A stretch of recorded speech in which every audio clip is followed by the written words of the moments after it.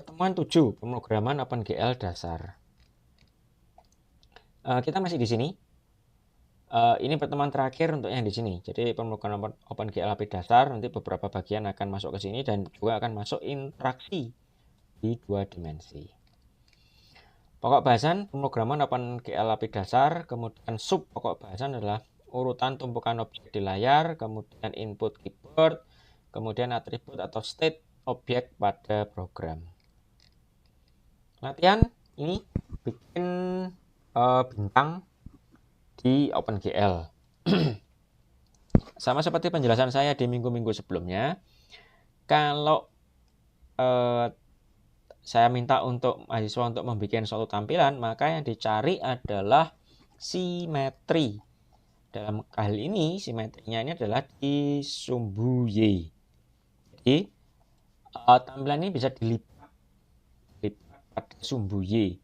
Nanti titik sini akan ketemu dengan titik sini, titik sini akan ketemu dengan titik sini, titik sini akan ketemu dengan titik sini. Nah, sehingga karena sumbu Y, dia bisa kita bisa melakukan proses pencerminan nilai. Contoh, titik sini pada sumbu X-nya katakanlah minus 0,5. Maka titik sini pada sumbu X-nya adalah positif 0,5. Titik sini katakanlah karena nilainya minus 1,5. Maka di sini nilainya adalah positif 1,5. Oke. Begitu saya tidak membuat ini di sini di perkuliahan. Mahasiswa silahkan menggunakan ini sebagai latihan di waktu yang berbeda. Kita lanjutkan materinya ke sini. Urutan tumpukan objek. Di program GL begin paling atas itu digambar paling dulu. GL begin berikutnya itu akan digambar menumpuk objek sebelumnya. Contoh di sini nanti sebagai latihan ada segi 5. Warnanya biru, merah, dan hijau di sini. Ada 3. Maka untuk menggambar yang seperti ini, segi 5 warna biru, GL-BG-nya diletakkan di paling atas. Di bawahnya GL-BG untuk segi 5 warna merah. Paling bawah GL-BG untuk segi 5 yang warna hijau. Saya tunjukkan dulu di sini, saya create new project.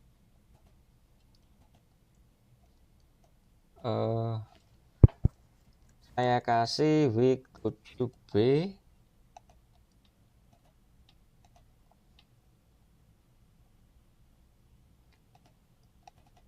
Ini saya hapus. Saya ambil yang triangle CPP, saya paste di sini, terus saya run.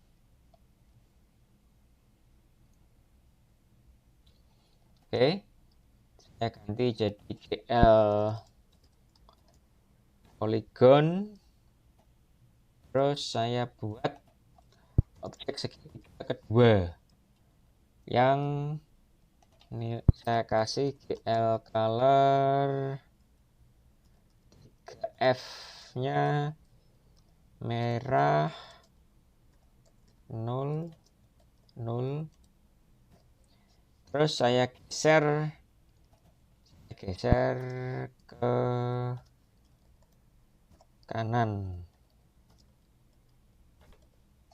Saya run. Ini jadi segitiga warna biru digambar dulu, kemudian segitiga warna merah digambar belakangan. Saya run, tampilannya seperti ini. Nih, segitiga warna biru digambar, terus akan ditumpuki oleh objek yang digambar berikutnya, yaitu yang warna merah di sini. Ada pertanyaan sampai sini? Ada pertanyaan kah? Terus untuk kelas B ini saya belum mendapatkan komting. Saya sepanjang yang saya ingat belum ada yang mengajukan nama sebagai komting. Tolong yang kelas B segera diskusi untuk memilih komtingnya siapa. Karena kelas A sudah berapa minggu yang lalu sudah ada. Terus kelas-kelas saya yang lain juga sudah ada. Tinggal kelas ini saja yang belum ada komtingnya. Tolong segera dipilih komtingnya siapa untuk memproses Civitas presensinya di Civitas. Oke, ada pertanyaan terkait materi?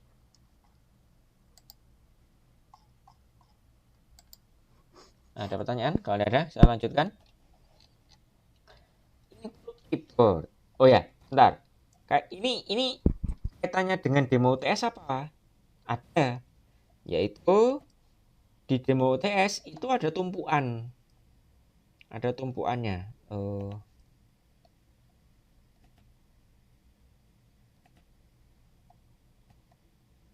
oh.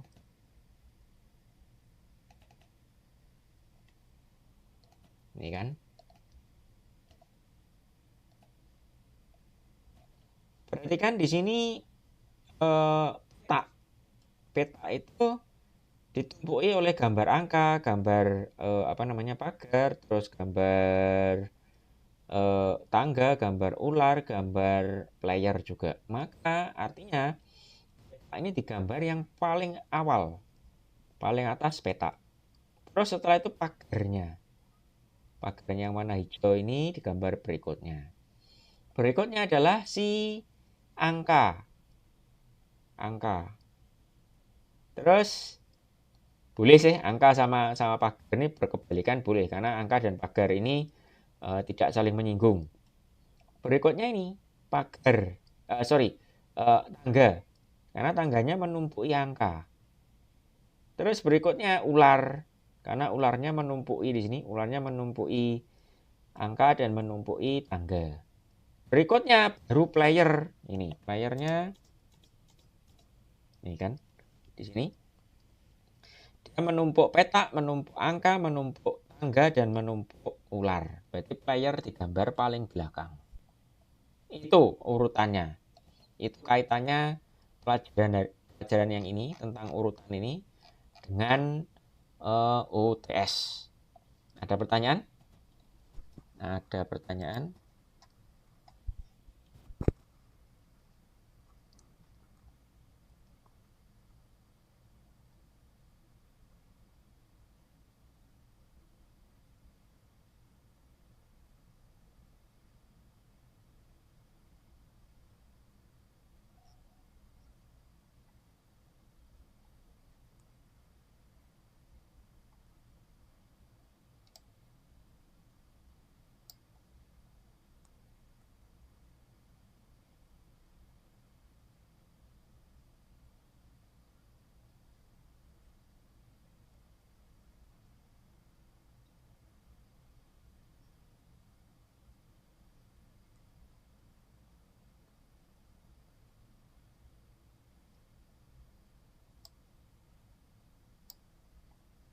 Oke, lanjut.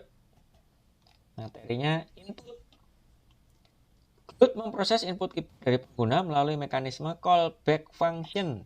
GLUT keyboard nama fungsi. Callback function itu sama seperti yang saya jelaskan ini. Ini sejenis dengan ini. GLUT display ini callback function untuk mengurusi display. Untuk menerima input kita juga menggunakan callback function, mekanisme yang mirip seperti ini.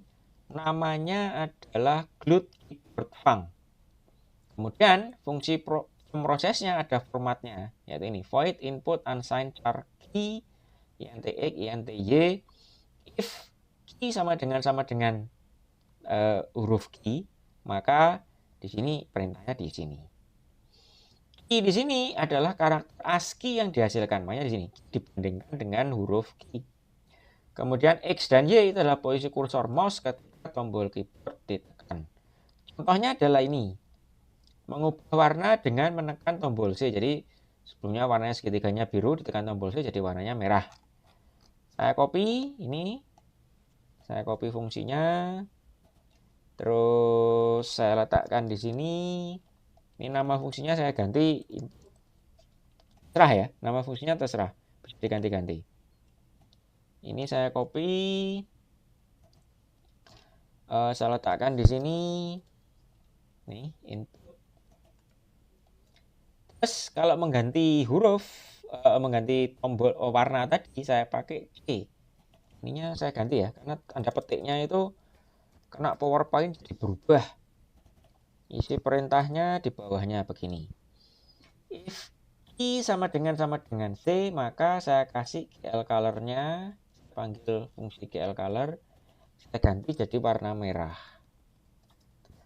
Setelah itu, untuk mengupdate tampilan, saya panggil fungsi display. Saya run. Oh, bentar. Ini yang satu saya hapus saja, yang ini. Yang segitiga yang kedua saya hapus. Jadi supaya segitiganya cuma satu saja. Saya run.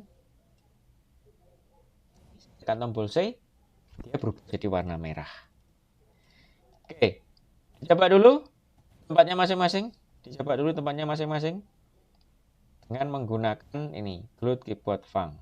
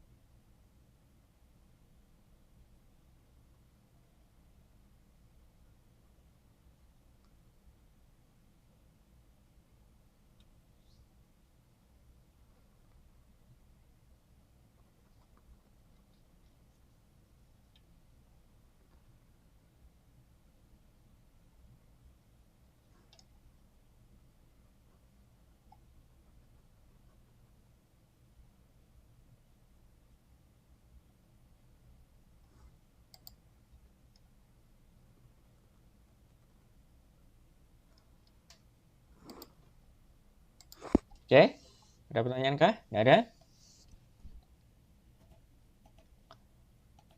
Ada pertanyaan kah? Oke, saya lanjutkan. Perhatikan, jangan sampai ada perintah GL color pada fungsi display agar program dapat mengubah warna segitiga dengan benar. Maksudnya apa? Di sini. Di sini kan saya kasih fungsi GL color di sini. Di sini di warna segitiganya tidak dirubah, jangan sampai di antaranya sebelum beginnya punya segitiga itu ada perintah GL color di sini.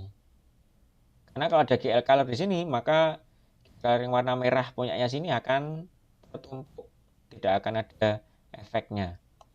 Yang GL color yang di sinilah yang akan menguasai. Efeknya akan dikuasai oleh yang GL color ada di sini. Terus supaya program bisa mendeteksi karakter C kecil dan C besar, tambahkan logika OR pada pemeriksaan nilai key. Jadi, programnya ini kan mendeteksi nilai C kecil. Kalau saya tekan tombol C besar, nggak mau dia. Supaya mau mendeteksi tombol C besar, Saya kasih OR begini. C besar. Jadi if A sama dengan C kecil atau Q sama dengan C besar, maka efeknya sama. Warnanya diubah jadi warna merah. Oh, ada pertanyaan dulu? Ada pertanyaan dulu? Ada pertanyaan dulu sebelum saya lanjutkan? Ada pertanyaan dulu sebelum saya lanjutkan? Oke, saya lanjutkan. Berikutnya atau state object. Program di slide sebelumnya hanya bisa mengganti warna sekali. Bagaimana cara supaya warna segitiga kembali ke asal? Jawabannya di sini. Kondisi objek saat ini dapat diingat atau dicatat dalam memori komputer dengan bantuan variabel global. Untuk contoh warna segitiga di slide sebelumnya, buat variabel global bertipe boolean. Proses perubahan warna kembali ke warna biru dilakukan dengan percabangan yang memeriksa nilai variabel globalnya. Saya tunjukkan di sini. Jadi saya buat sebuah variabel global tipenya boolean. Saya kasih nilainya false. Terus di sini cek if lagi. If warna sama dengan false, maka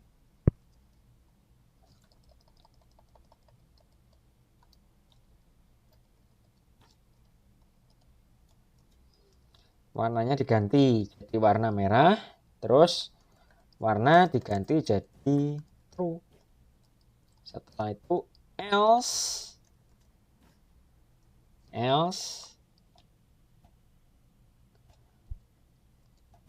warnanya dikembalikan jadi warna biru,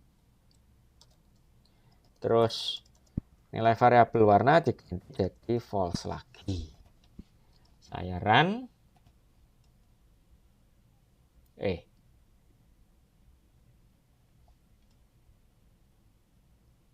Ininya kebanyakan kurung tutup satu. Saya run lagi. Nih. Saya tekan tombol C. Masuk ke sini. Saya tekan tombol C lagi, dia masuk yang ke sini. Karena nilai warnanya true, dia masuk ke sini. Ini masuk ke sini. Yang berikutnya jadi biru ini karena dia masuk ke sini. Demikian seterusnya. Ada pertanyaan? Ada pertanyaan. Jadi atribut warna dibikinkan satu variabel untuk menyimpan itu. Satu atribut, satu variabel. Ada pertanyaan kah? Ada pertanyaan kah?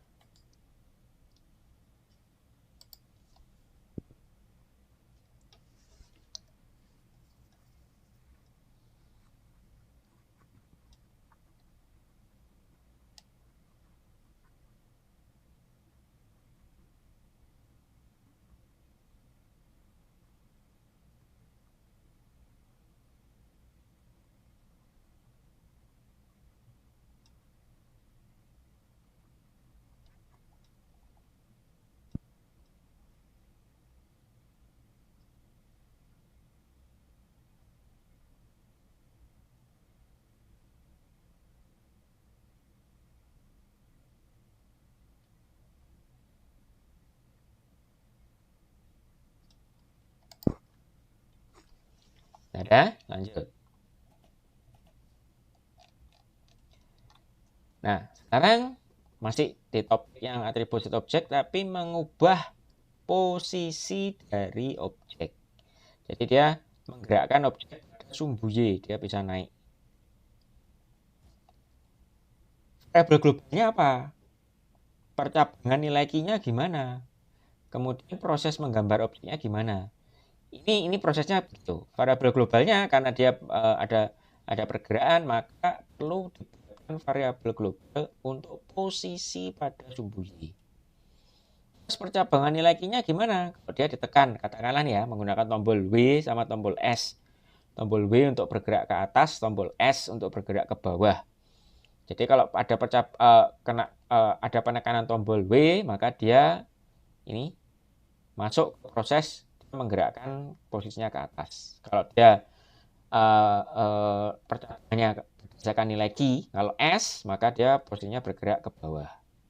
Menggambar objeknya gimana? Nah, itu nanti variabel globalnya di sini akan digunakan dalam proses menggambar objek di fungsi display. Saya contohkan dulu. Nih. Saya buat sebuah variabel global float posisi Y. Nilai awalnya saya kasih 0. Terus di sini saya copy. Jika penekanan tombol key-nya adalah W atau W besar, maka pos Y-nya saya tambahkan dengan nilai 0, pos Y-nya bisa diubah. Sekarang proses menggambarnya, pos Y di sini saya masukkan ke sini. Jadi untuk menggambar ini, menggambar si segitiga, kita harus ditambahkan dengan nilai pos Y. Saya copy, saya paste. Pos Y. Ini saya tutup dulu, baru saya run lagi. Nih, kalau saya tekan tombol W, bentar.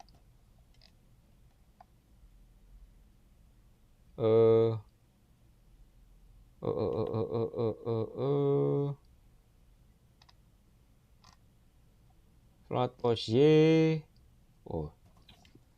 Ini pas sama dengan 2. Saya run. W dia naik ke atas.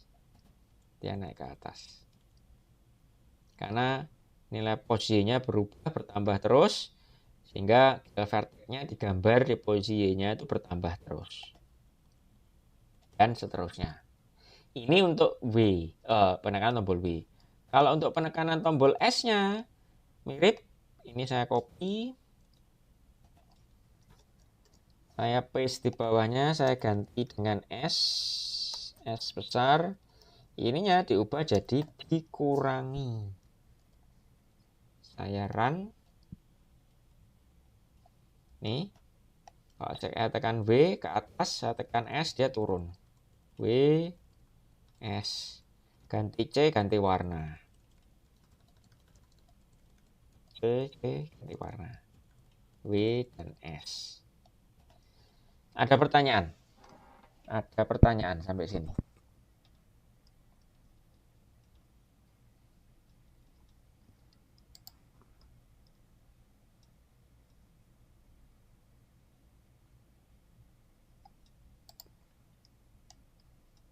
Ada pertanyaan sampai sini?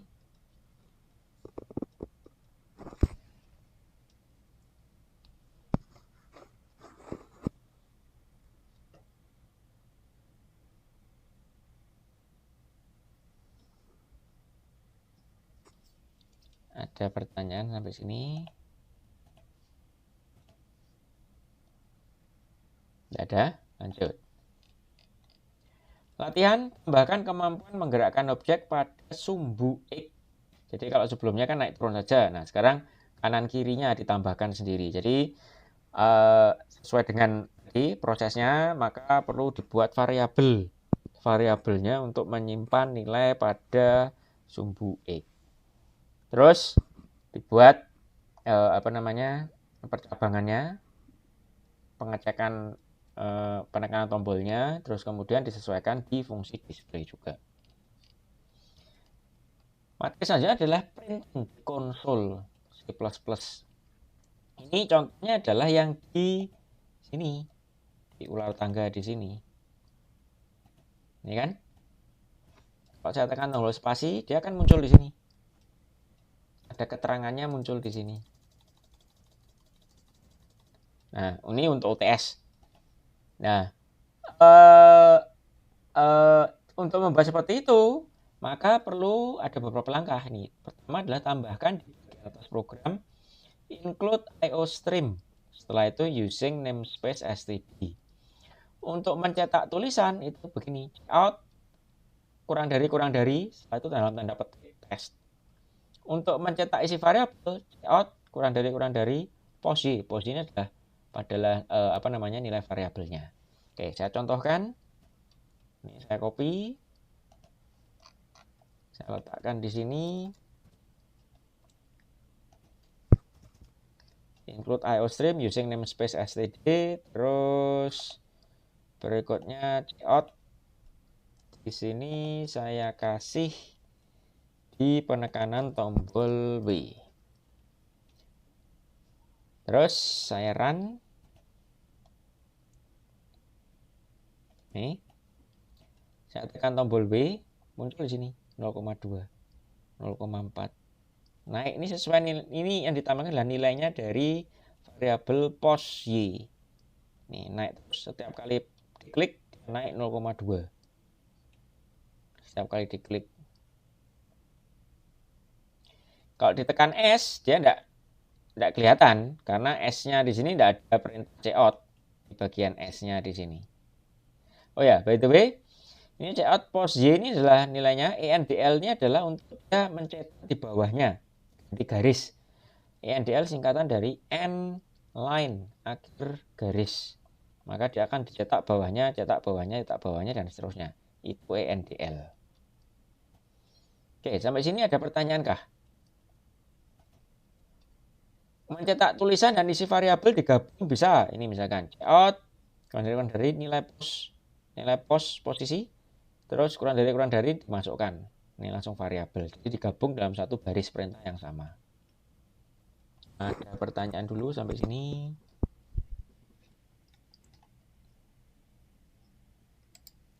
Ini jelas berguna untuk itu ya, di tugas UTS-nya berguna untuk mencetak tadi user mainnya itu tiap layernya ketika ditekan tombol spasi dia dapat nilai random dadu berapa harus ditampilkan di sana. Bisa juga untuk proses debugging. Jadi kalau lagi program terus terasa kok salah, ini nilainya variabel di titik ini tuh apa toh? Nah, bisa dicetak dengan cout sekian variabelnya, nanti terlihat di konsolnya, oh nilai variabel saya itu begini. Ini gunanya. Lanjut, random angka. Jadi saya sempat singgung random angka dadu. Nah, C++ random angka dadu itu formatnya begini. Dia menginclude IOStream, menginclude stdlib, dan menginclude time. Tidak lupa menggunakan using namespace std juga. Ini program sederhana. Yang dilakukan pertama adalah dia menginisialisasi random number generator. Itu pakai perintahnya srand, seeding random, dengan nilainya adalah time 0. Nah, ini cukup dilakukan sekali saja. Setelah itu, karena ini untuk inisialisasi. Setelah itu, untuk mengambil nilainya, panggil fungsi run. Fungsi run, kurung buka, kurung tutup.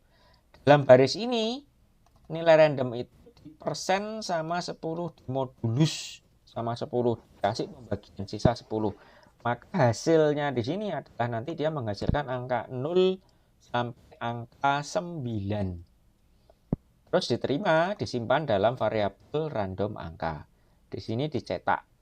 Nah, untuk program kita, untuk program OpenGL di sini, penyesuaiannya adalah ini. Ininya jangan lupa ditambahkan dulu include-nya. Sini, IOStream sudah ada, namespace sudah ada, saya tinggal nambahkan ini. Terus berikutnya srand-nya di sini karena dia cukup dilakukan sekali, maka bisa kita letakkan di fungsi myInit. Karena myInit dijalankan cuma sekali. Srand time 0. Terus berikutnya nih random angkanya. Misalkan dalam contoh program ini saya kasih proses random angka terjadi ketika saya menekan tombol C. Ganti warna sekaligus merandom angka. Ups, mau saya tutup.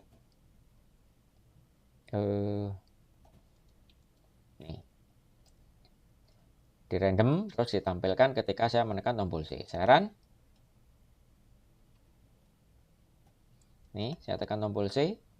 Nih, angka hasil random 0. C 3 1 5 5 1 8 8 4 8 3 5 5 0 3 7. Ini random. Random sifatnya.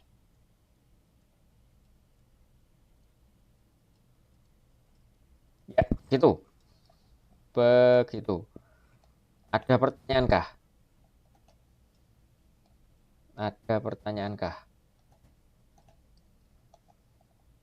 Ada pertanyaan kah? Tidak ada? Saya lanjutkan. Materi terakhir, MVC. MVC itu singkatan dari Model View dan Controller. Intinya adalah MVC ini adalah pendekatan software engineering, rekayasa perangkat lunak, untuk membagi sebuah program itu menjadi komponen-komponen khusus. Ada satu komponen yang namanya model. Dia berfungsi untuk berurusan dengan masalah segala hal tentang penyimpanan data. V itu view, berurusan dengan tampilan. Sementara C itu controller, berurusan dengan input di user dan proses logika atau jalannya program. Nanti harusnya di software engineering atau di database atau di pemrograman berbasis framework, mahasiswa akan ketemu dengan model begini. Supaya apa? Supaya kalau terjadi kesalahan itu akan lebih mudah ketahuan. Jadi ini fungsi inputnya yang ada error. Maka si programmer bisa langsung menuju ke sini, ke controller. Dia tidak usah mencari ke bagian-bagian program yang lainnya. Karena kaitannya input ngumpul semua di sini, di controller. Oke. Nah, di tempat kita yang di OpenGL, view itu diwakili oleh fungsi display. Maka semua proses menggambar itu sebaiknya dikumpulkan di sini. Jadi GL begin, GLN, berapapun jumlahnya, kumpulkan di sini di display. Kumpulkan di display. Jangan sampai ada fungsi GL begin, GLN ada di myInit atau di fungsi input atau di fungsi main. Jangan. Kumpulkan semua di sini. Nah, tadi ada yang bertanya, Pak, boleh nggak Pak? Kalau saya bikin fungsi sendiri yang membuat sesuatu tampilan di layar, terus fungsinya itu dipanggil di fungsi display. Saya jawab, boleh. Selama fungsi tersebut dipanggil fungsi yang lain. Nah, subfungsi tersebut, subroutine tersebut itu sebenarnya adalah masuk ke bagian dari fungsi display. Dan saya menyarankan yang seperti itu. Kalau fungsi displaynya itu melakukan sesuatu yang berulang-ulang terus dan cukup panjang, maka lebih baik dipisah. Jadi satu fungsi tersendiri yang bisa dipanggil dengan mudah. Oke. Nah, terus controller ini diwakili oleh fungsi input. Jadi ada input dari user, terus kemudian proses logikanya yang berubah apa itu ada di fungsi input. Jangan sampai di dalam fungsi display itu ada if key sama dengan apa A atau sama dengan B terus dilakukan di sana. Jangan. Proses pengecekan key harusnya terjadi di sini. Kalau ada kita melakukan perubahan nanti di display, maka perlu lakukan perantara lewat variabel global di sini.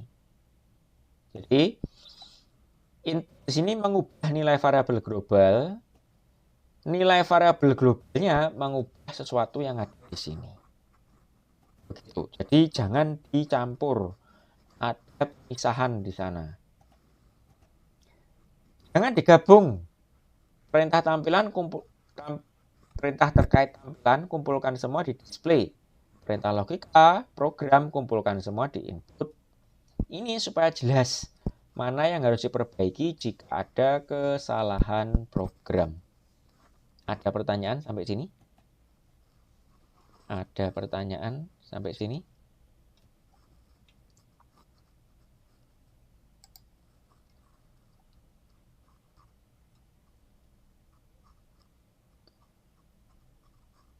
Ada pertanyaan sampai sini?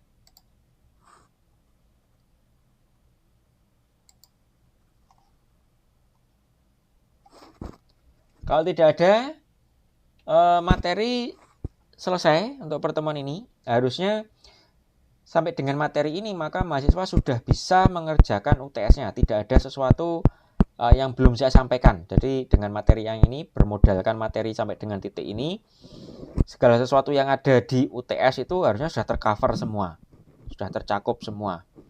Mahasiswa tidak perlu belajar topik baru di luar yang sudah saya sampaikan. Oke, terus saya sampaikan minggu depan libur kan? Minggu depan libur. Setelah itu masuk lagi tanggal 8, tanggal 9 itu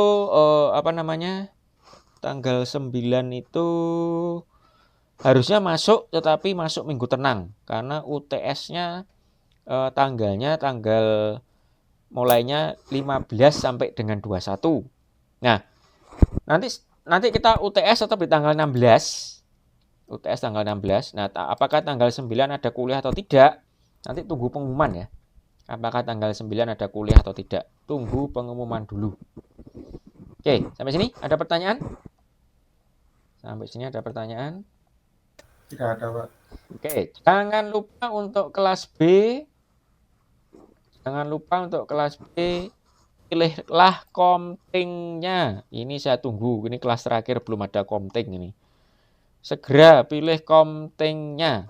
Oke, kalau sudah, mahasiswa silakan log off.